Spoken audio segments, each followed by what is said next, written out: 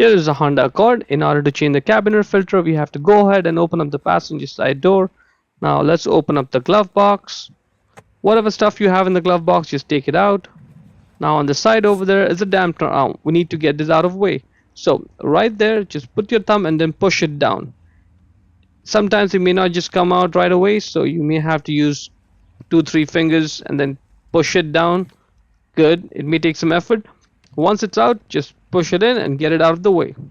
Now there are two stoppers, one on each side, which are still holding this glove box in place. We need to squeeze it in to get them off from there, and it's easier if you use both your hands at the same time. So squeeze them in from the sides, and then the glove box comes down. That's the cover for the air filter, and there's clips on each side. Just press this clip and then pull the cover out. Press over here and then pull the cover out, and out it comes. That's the filter right there. Just grab the filter and then pull it out, and it'll slide right out. The top side of the filter is the dirty side. As you can see, all the dirt is trapped over there. The bottom side is the clean side. So the way it works is outside air comes from the top, all the dirt gets trapped over there. The clean air from the bottom goes into the car. That way when you pull the filter out, all the dirt that's on the filter, it just comes out with the filter and doesn't just like fall inside the car. Check the link in description to buy the new one from Amazon for yourself.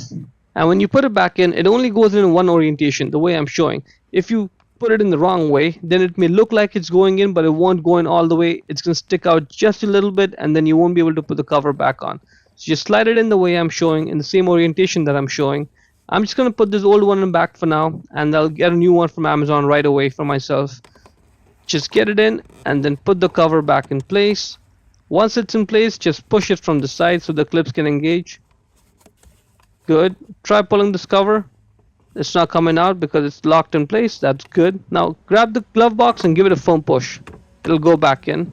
Now let's get the dampener arm, pull it out all the way, get it inside there, and then from the bottom push it up.